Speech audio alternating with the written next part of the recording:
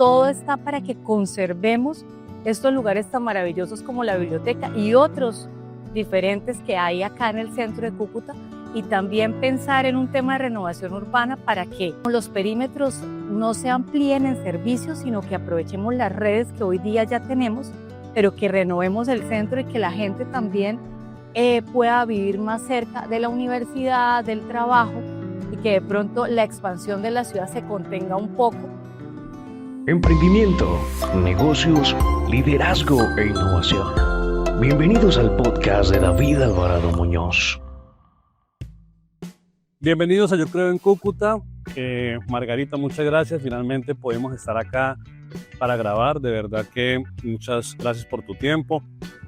Siempre, para el que no te conoce, la primera pregunta de todos los invitados es la misma y es presentarse un poquito. ¿Quién es Margarita Contreras? Y bienvenida. Muchas gracias. Bueno, mi nombre es Margarita María Contreras Díaz. Yo soy de profesión arquitecta. Tengo un magíster en gestión urbana en la Universidad Piloto, 2 especializaciones, una en práctica pedagógica universitaria aquí en la Universidad Francisco de Paula Santander y otra en Derecho Urbano en la Universidad del Rosario en Bogotá.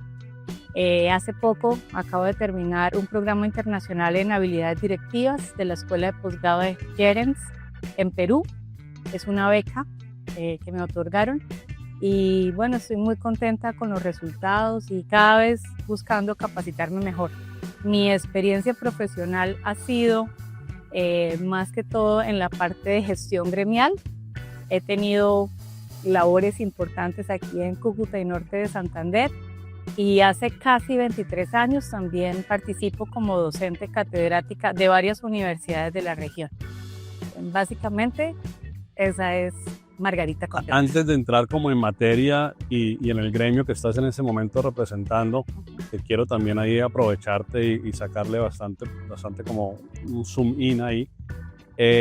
No sé si tienes un dilema fuerte justamente entre las diferentes facetas, ¿no? La Margarita del sector privado, la Margarita del sector público, porque en lo personal yo sí tengo como esos diálogos internos de Dios mío, ¿qué voy a hacer? Me dedico a lo público, a lo privado, me siento bien aquí, pero también me siento bien allá, me gusta esto, me gusta lo otro. ¿Cómo ha sido un poco esas conversaciones internas y en dónde sientes que fluyen más o en los dos igual? ¿Y cómo ha sido justamente si has tenido como esa disyuntiva? Bueno, está muy interesante esa pregunta y la verdad yo me he sentido cómoda porque siempre he creído en lo que en ese momento de la vida me he comprometido a hacer. Creo que, por ejemplo, el rol de la docencia, que ha sido como algo transversal, me permite estar oxigenada y en constante cambio, evolución. La universidad permite como poder expandir esas lecturas internas y también llevarlas a la academia, pero en la parte gremial me he sentido muy cómoda, antes representando al sector constructor, ahora en el sector de minería de carbón, dando unas conversaciones interesantes y por supuesto que mi paso por la alcaldía de Cúcuta, que pues fue fundamental y fue también como un antes y un después, porque entrar a lo público es también vivir en carne propia algunas cosas que uno desde lo privado de pronto no conoce o no experimenta o tiene como otra visual, y al enfrentarse a esa posibilidad del otro lado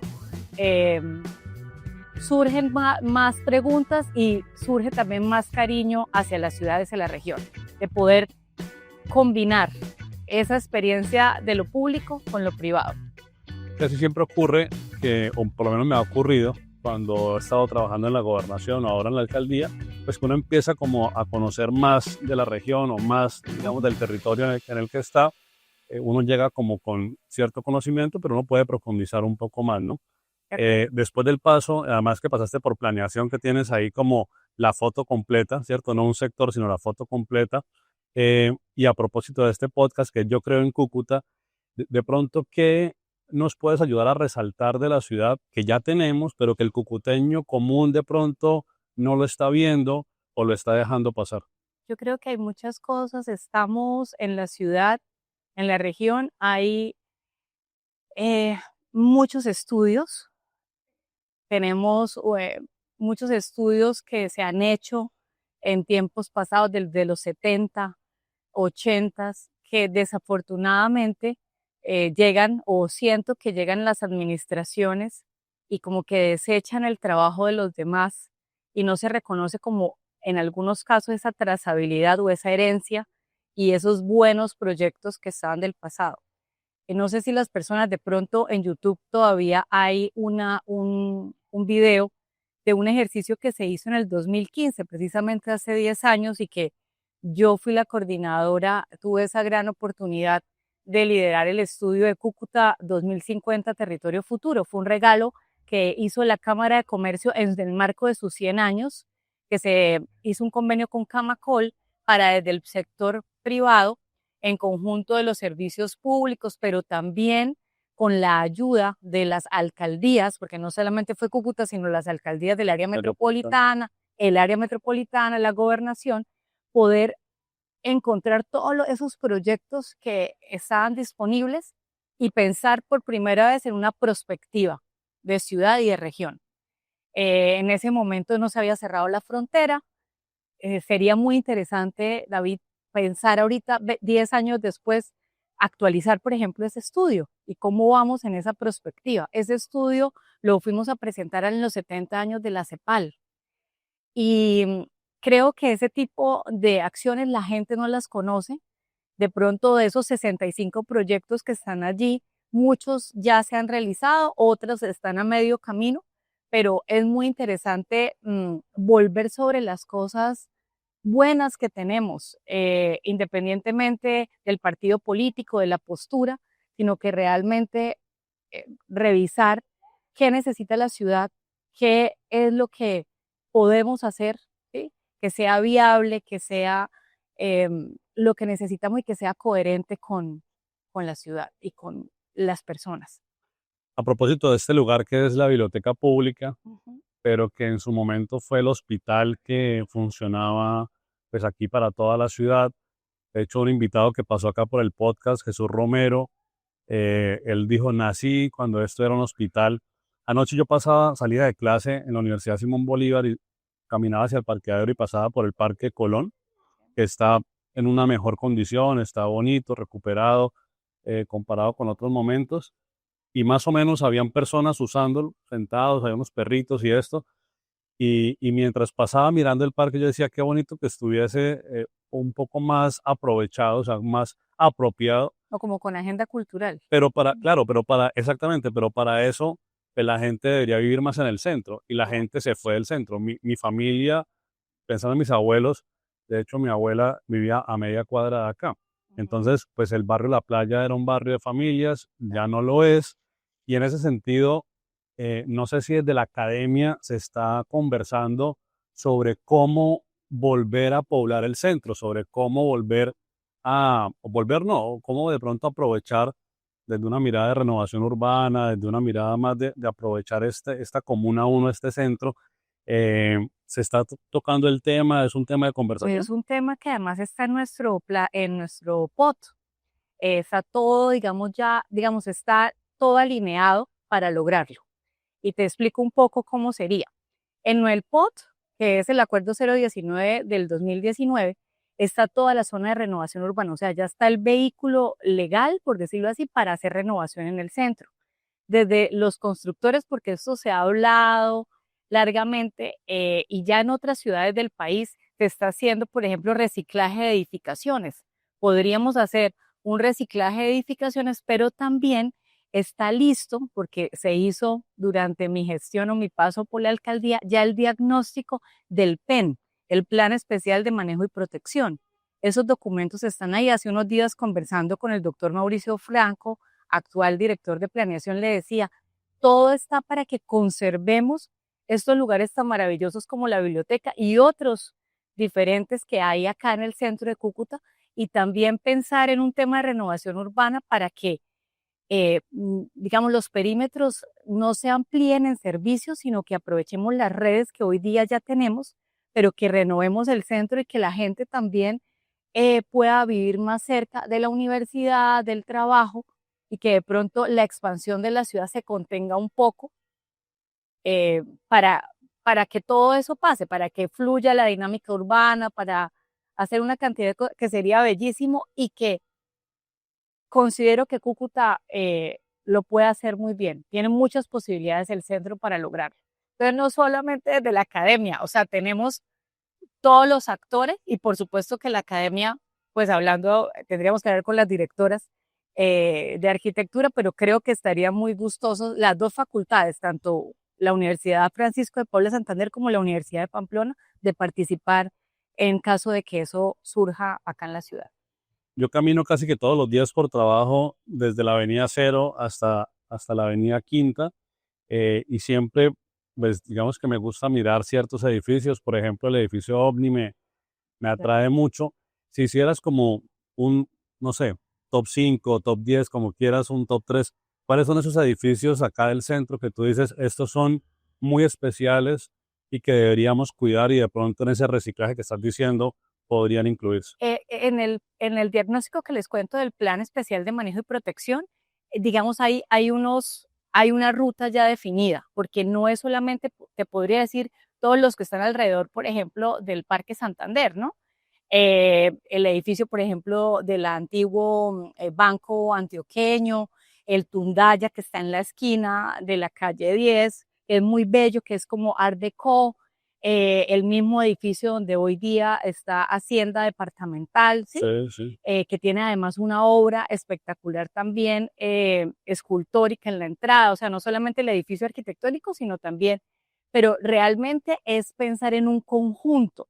Por eso se llama Plan Especial de Manejo y Protección, porque digamos, se protege no solo los edificios, sino también el espacio público, que es maravilloso en nuestra ciudad. Los expertos que hemos traído, que ha sido gente muy pila, muy conocedora del país, dicen que Cúcuta es peculiar porque está muy bien planificada en la parte como de la malla central y que adicionalmente en todos los barrios como La Cabrera, El Contento, hay como unas callejuelas y eso lo hace muy interesante, además que muy seguramente se pensó por el clima. Con eso hemos hablado muchas veces con el arquitecto Luis Albarracín también, que lo Va a conoce. estar acá en el podcast. Ay, Sí. qué bueno. Y que él ahorita está con lo de Ecopatrimonio y él fue, digamos, como el que me colaboró con ese estudio. Creo que hay muchas posibilidades y ese top 5, el OVNI es maravilloso, pero no solamente el OVNI, hay muchos edificios ahí que están ya enmarcados en eso. El Hotel Tonchalá, el mismo Rosetal es maravilloso, es arquitectura moderna. Hay muchas tesis en la universidad. Creo que tenemos información suficiente para lograrlo. Necesitamos voluntad, Qué bueno, voluntad política. qué bueno. Margarita, ya entrando al sector carbón, Señora. eh, Norte de Santander, Cúcuta se beneficia mucho de él, pero siento que aún sabemos muy poco. Sí. ¿Qué consideras, digamos que en un intro, que es bastante atrevido pensar que en un intro, pero sí de pronto el estudiante que está hoy en día en el colegio y que no tiene de pronto tanta idea, a menos que su familia tenga relación con el sector, Sí. ¿qué debería saber del carbón y sentirnos orgullosos de que tenemos una vertical importante o un sector importante dentro de esta Cúcuta emergente como lo es el carbón?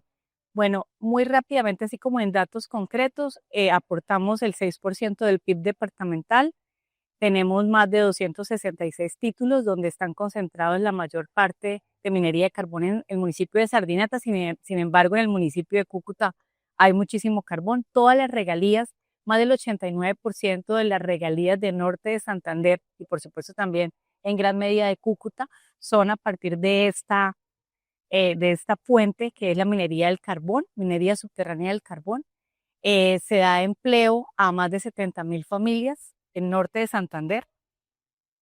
Y pues las exportaciones número uno son a partir del carbón industrializado y producido en coque, que es lo que se exporta.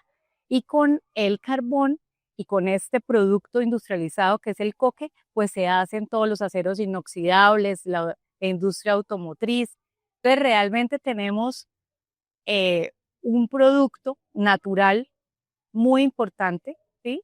Y hay muchas ideas también para que haya investigación alrededor de este mineral acá en Cúcuta. El doctor Gabriel Peña de la UFPS, por ejemplo, tiene ya una teoría y se ha presentado a Colciencias para decir cómo podríamos transformarlo en grafeno, en grafito y grafeno. No solamente quemarlo como actualmente lo hacemos, pero para eso necesitaríamos pues más recursos y que la gente conozca más para que se una a esta cultura. Qué bueno, invitaré a Gabriel, fue mi profesor en el colegio de matemáticas en sexto, le decíamos bisturí, pero con mucho cariño.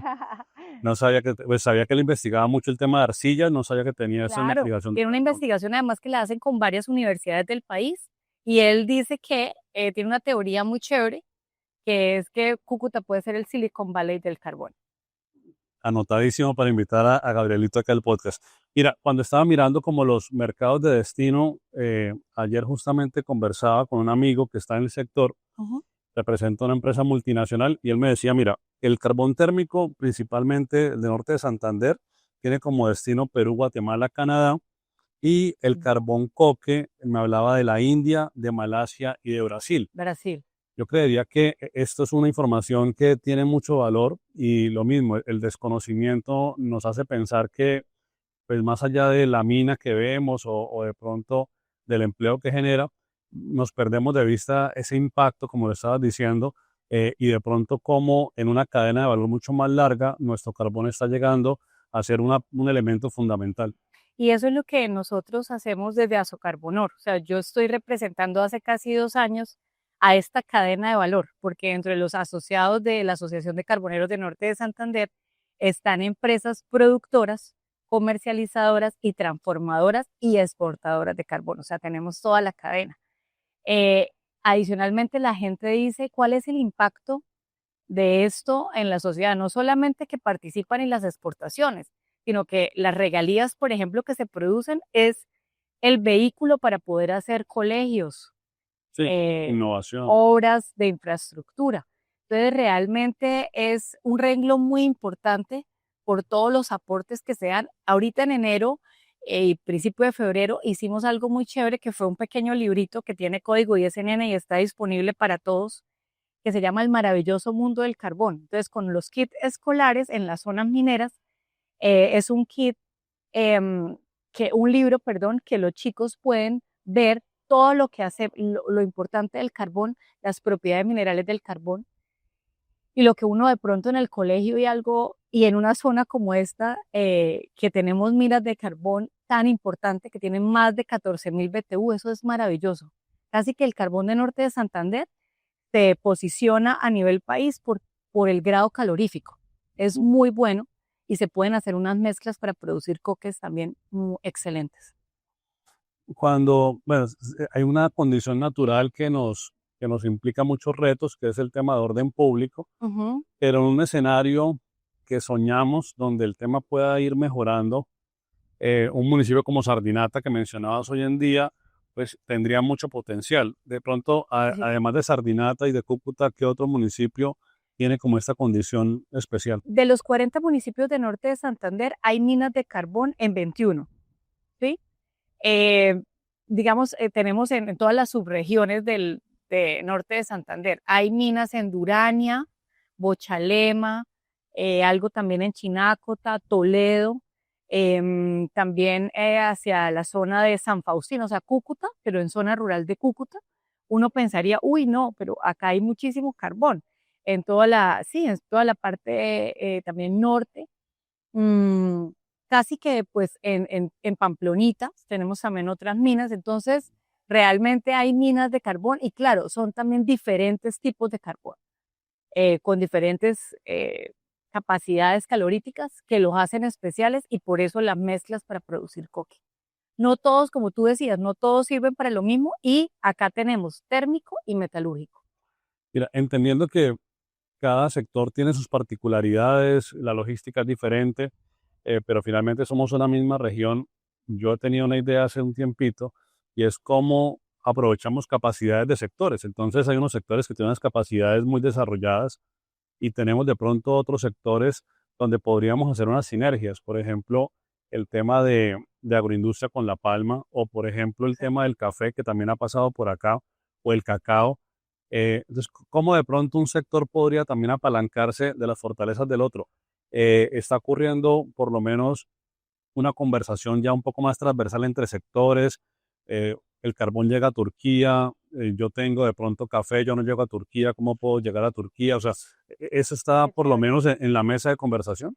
Nos hemos reunido, como si supieran, esta semana que pasó nos reunimos los que acabas de decir, con Ricardo del Comité de Cafeteros, con Adriana Toro, que está ahora en Fede Palma, el Palma. doctor Hunda también, de la Andi, y precisamente es para hablar de los temas complejos, que es seguridad, ¿no?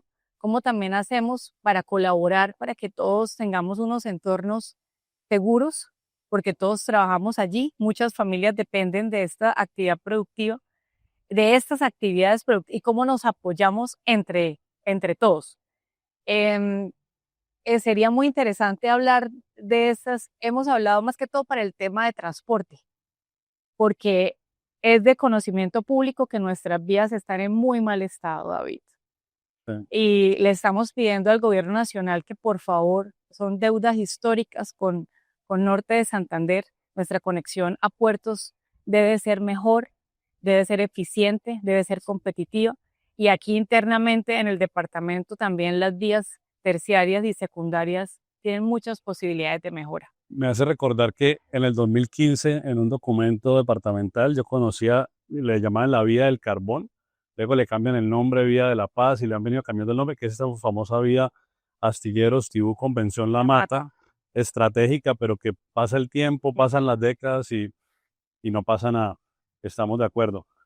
Sí, y sin embargo, pues el puerto más viable geográficamente pues es Maracaibo, pero las condiciones, digamos, con el otro país, con el vecino, pues lo hacen inviable.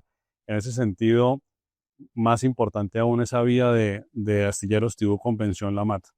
Eso hablando de las vías, estamos esperando lo del DNP, que estamos esperando la estructuración del tren del Catatumbo, ¿no? Que supuestamente la entregaban desde diciembre, se ha ido alargando, pues a ver cuál es el planteamiento con ese tema de la vía férrea. Sí, el tren bala. Sí, Pero bueno, ojalá, pero, ojalá sí. pero bueno, eso ya, es que las capacidades nuestras, digamos que ahí sí debemos mucho del gobierno nacional, pero entonces eso que estás diciendo del tren me hace recordar lo que pasa en otras regiones. Claramente el aparato productivo antioqueño es mucho más robusto, ¿cierto? Entonces el músculo financiero es mucho más grande. También tienen un proceso de más tiempo cuando miramos Pro Antioquia, eso no nació ayer, pero miremoslo, digamos, con la mirada del aprendizaje, de las buenas prácticas, de qué podríamos copiar.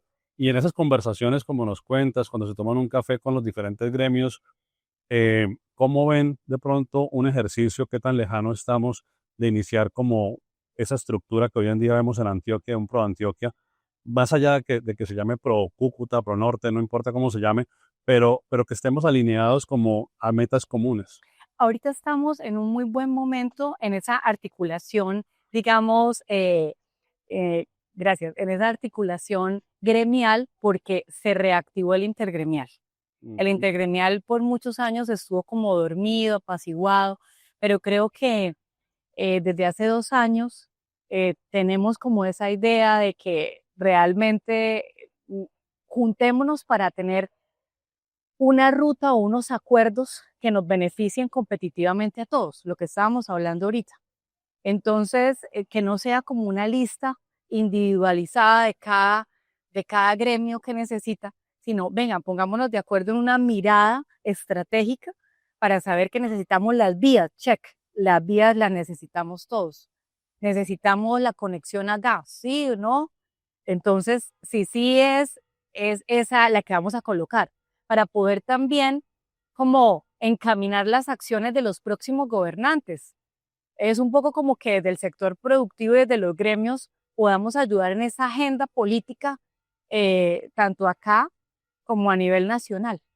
Es que hay un caso de Caldas que de pronto lo podemos ver más cercano porque Caldas es más pequeño, pero que va en esa dirección. Los empresarios de Caldas ya llevan por lo menos más de una década, ¿cierto? Donde ellos hacen una agenda y no importa quién gane la gobernación, no importa quién gane la alcaldía de Manizales, el sector privado le dice, esta es la agenda, ¿sí? De acuerdo. Porque finalmente, pues a nivel personal hay algunos vínculos, eso es normal, todo lo entienden, no se ponen y no se enganchan en esa discusión, pero cuando piensan en región y cuando piensan en desarrollo, hay una agenda común y cuando ya saben quién es el alcalde electo, el gobernador electo, le dicen bienvenido, mire, esta es la agenda de nosotros.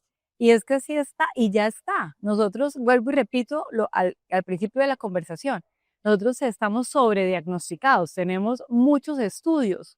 Entonces, lo que sucede es que no sé qué pasa, cada que se cambian los periodos gubernamentales, como que las cosas se esconden, de pronto les da pena, no mentiras, pero no está como la información disponible, tal vez, o algo pasa, pero están ahí, tenemos la Comisión Regional de Competitividad, de la cual fui presidenta 3 años, y el plan de competitividad es maravilloso, está sustentado, pues hay que darle continuidad a ese plan, porque para algo se ha hecho. Nos han reunido a los gremios, al sector, eh, al sector político, a todas las personas, hemos confluido para armar esos planes, pero no los seguimos.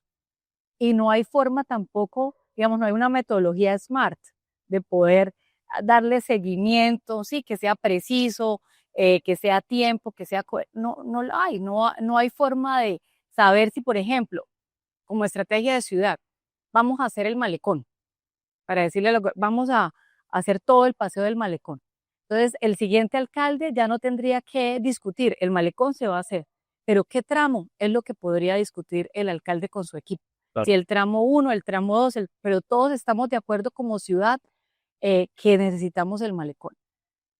Algo así es lo que creo que se hace en Caldas y resulta muy bien, y creo que es como la ruta que deberíamos tomar acá también. Margarita, en este caso, no sé si esto también lo estén conversando, pero es otra idea y cuando yo estoy en un salón de clase, se la dejo como ahí en el tintero a los estudiantes. Yo le he llamado de una forma sencilla relevo patrimonial, porque pues, diferentes empresarios han hecho sus patrimonios y han logrado agregar valor, eso les ha permitido crear cierta riqueza y ahí se han generado, pues, digamos que una generación, de pronto están en el relevo la segunda generación, Ujú. eh, pero yo conversaba, hombre, ¿cómo empezamos a agregarle valor más al producto interno de la ciudad o de la región, ¿cierto? Porque finalmente el carbón es genial, sin embargo es un commodity de un precio internacional, el café es increíble, pero también es un commodity de un precio internacional. Entonces, para no ser como siempre tomadores de precios de lo que está en los mercados y empezar a agregarle valor, hay algunas, digamos que ejemplos, pero siguen siendo puntos como outliers, ¿no? Como muy al margen y aún nos falta masa crítica donde de pronto podría haber ese valor que es en temas más de tecnología, Ujú. pero finalmente pues emprender en esos caminos requiere de un fondeo, de un capital. No sé si se pudiera hacer como esa propuesta de relevo patrimonial. O sea, entonces el empresario, pensemos en los carboneros, toman un porcentaje pequeño, ¿cierto? Porque Ujú. ellos pues también tienen que calcular unos riesgos, un porcentaje pequeño y decir, vamos a crear un fondo. A nivel Colombia existe Fondo Emprender, pero es muy rígido, uno entiende que es un recurso público, en fin, entonces vamos a crear nuestro, Chile lo hizo y me gusta mucho el modelo de Chile, le llamó Startup Chile, pero colóquele como quiera, pero es un fondo de emprendimiento Sí. donde carboneros, palmeros, X y Y crean el fondo y ellos colocan las condiciones, pero finalmente este fondo lo que va a hacer es apalancar emprendimientos nuevos, pero este emprendimiento ya no va a ser el emprendimiento de las empanadas ni de las hallacas, que está genial, pero tenemos que ir ya a un siguiente nivel de generación de conocimiento, entonces este emprendimiento sería tecnológico. Esa parte lo ves que estamos lejanos, es sensible, de pronto se pudiera llevar como a una mesa para mirarse también de esa mirada intergremial. Yo creo que sí, yo creo que todo es viable, creo que estamos muy sensibilizados con los temas tecnológicos, es más, los necesitamos hoy día para la cotidianidad. En las minas, por supuesto que tenemos ya incursiones en tecnología, se necesita para todos los temas de seguridad que nos importa mucho, la seguridad de los trabajadores. Como te digo, en la asociación son 33 empresas, todas de la cadena de valor, pero son empresas muy hacia minería responsable, muy enfocadas en eso, que pagan todos sus parafiscales, que estamos en pro del desarrollo de Norte de Santander. Entonces creo que una idea de estas estaría muy bien si desde que esté estructurada, que uno vea el potencial y que no sea solamente de un sector, sino como tú lo planteas, que sea de diferentes sectores, también por la competitividad de Norte de Santander. En algún momento, cuando estuve en Camacol, hubo una idea muy estructurada de unas personas que venían de Venezuela y que traían como esas personas que estaban migrando y que habían hecho como esos fondos de capital y que sabían manejar muy bien, y hicieron la presentación, pero no tuvo eco, desafortunadamente. Creo que en este momento podría ser interesante.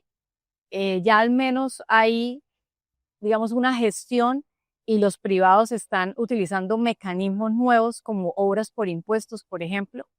Entonces yo creo que cuando las cosas se prueban y salen bien, las otras personas también quieren adherirse porque es algo interesante y que puede potencializar también a la juventud, a la niñez, viéndolo de que no solamente es el deporte o no solamente es la gastronomía, como tú lo planteas, sino que también es poder, ¿qué tal tener acá ensambladoras, no sé, de chips de computadores, hablar con Intel, con Microsoft y tener acá, como lo han hecho muchos países, creo que de Centroamérica lo hacen así. Sí.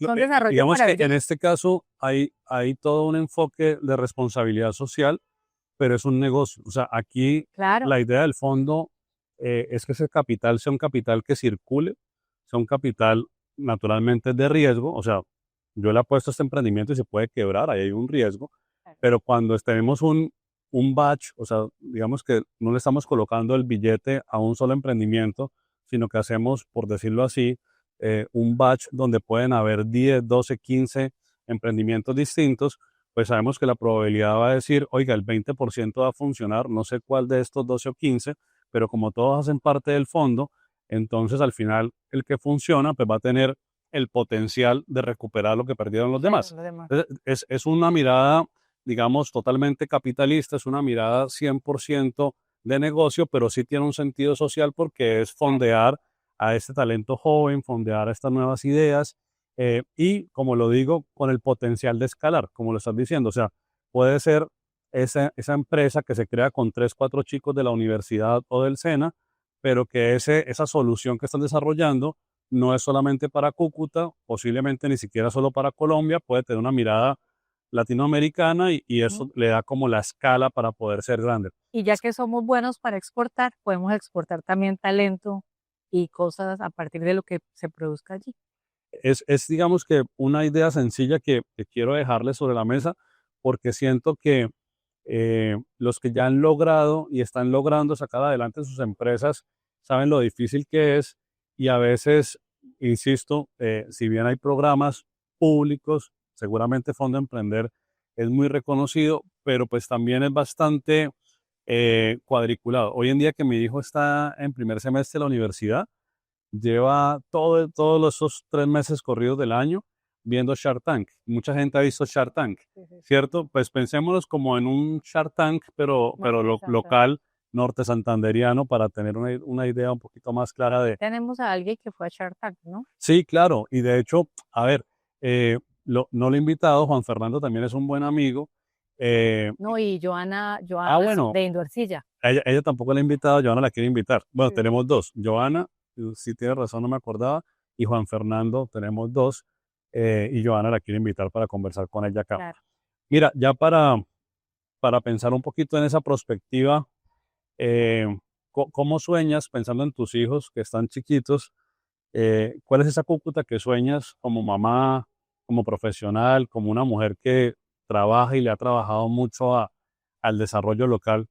¿Cómo sueñas esa Cúcuta que le quisieras dejar a ellos?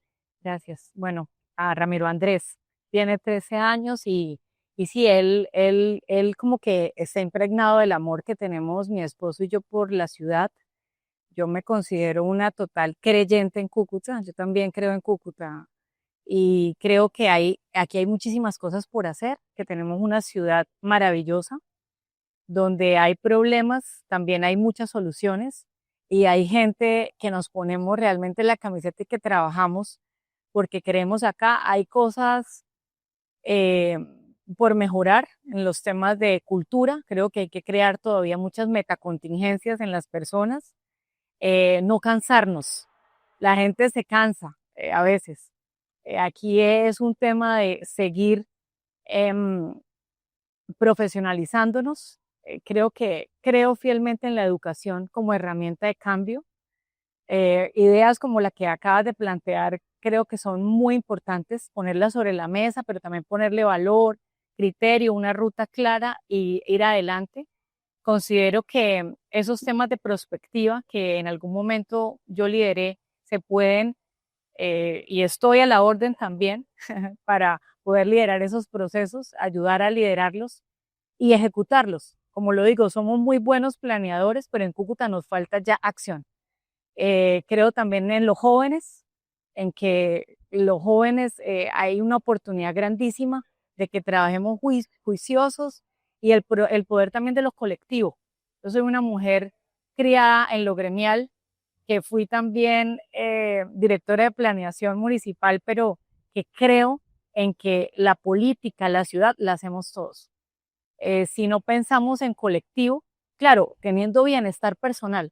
Lo más importante es que tengamos bienestar personal, pero ese bienestar lo tenemos que construir entre todos, decididamente, con trabajo serio, con propuestas coherentes y que sean cumplibles. A veces lo que sucede es que los planes son inverosímiles. Hay que tener cosas que se puedan cumplir y de alguna manera también poder incentivar esos talentos y lograr un valor agregado para la ciudad. ¿Cómo lo veo? La veo triunfante, la veo valerosa. Em, yo creo que Cúcuta tiene mucho por dar todavía. Lo reconocen las personas, pero a veces nosotros nos hace falta creérnoslo y creo que hace falta también mucha voluntad política. Mira, el mejor café de Colombia, ya casi por 4 años consecutivos, es de Norte de Santander.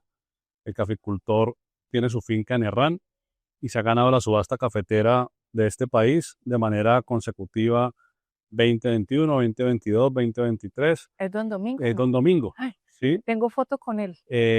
Más lindo, sí. Aparte de que cada vez pues con un precio, ¿cierto? Sí. Mucho más alto. Y el café es espectacular. Algo que nos compartía Don Domingo, y aprovecho para invitarlos porque pasó por el podcast, hay capítulo con Don Domingo, Ay, qué bueno. es que cuando él compró su finca, nadie daba un peso por la vereda. O sea, la vereda era no solamente pobre a nivel monetario, sino que la vereda era como pobre incluso en esperanza. O sea, como que la gente que vivía ahí no tenía esperanza.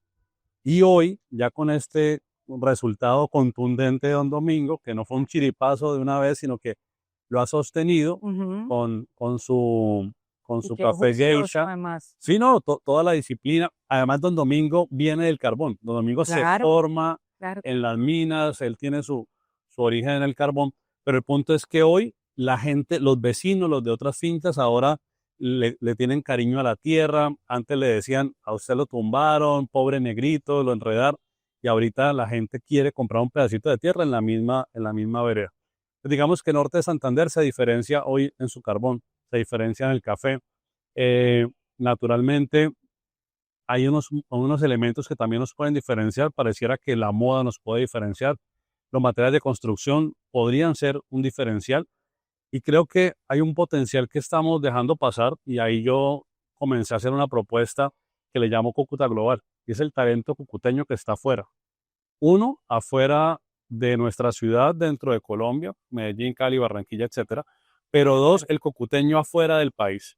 Y entonces lo que tengo es un grupo de WhatsApp que lo acabo de crear con algunos amigos que están en diferentes países porque tienen la naturalidad, digamos que comparten algo y es que se han formado muy bien, que le dan mucho valor a la educación y eso los ha llevado a tener unos trabajos importantes, económicamente están tranquilos, no tienen el afán de pronto de figurar ni nada de esto Ujú. y le quieren aportar de manera genuina al desarrollo de Cúcuta, a una mirada, cada uno naturalmente desde su, digamos, campo del conocimiento.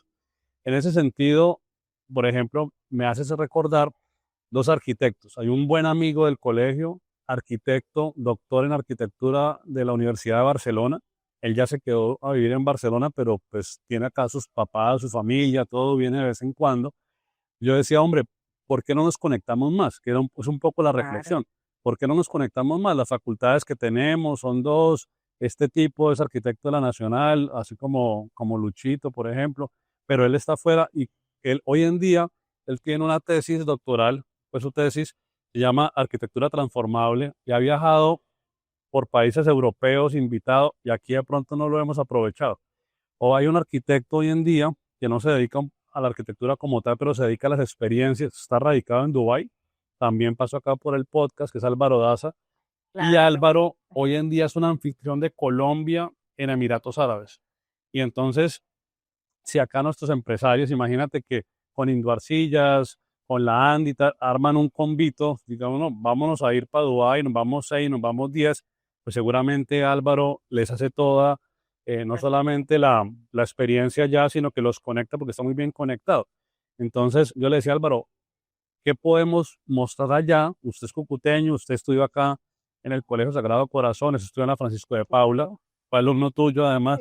¿Qué podemos? Decía David, por ejemplo, la cerámica nuestra, la arcilla, la moda, ¿sí? Entonces creo que son oportunidades que están ahí. O sea, no me estoy inventando nada que no No, exista, no, David. ¿sí? El doctor en arquitectura es cucuteño y existe y está en Barcelona, pero no lo estamos aprovechando. O Álvaro es cucuteño y existe y está allá en Dubái.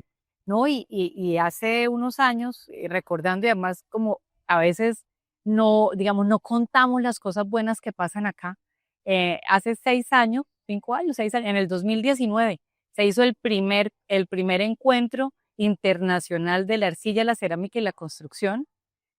Yo estaba en Camacol todavía y por primera vez nos unimos. UFPS, acá es un tema de voluntad. El carisma, atender bien a la gente se nos da innato a los cucuteños. Tenemos como unas cosas, joyas arquitectónicas como acá donde estamos, la biblioteca pública, el clima es delicioso, pese a que esté haciendo mucho calor, Con pero es abanico a bordo. delicioso con abanico a bordo. Pero realmente la gente que viene se queda enamorada de Cúcuta y nosotros a veces no vemos esa potencialidad. Y se hizo ese encuentro internacional de la silla, la cerámica y la construcción y se unieron Induarcilla, la UFPS, la Cámara de Comercio.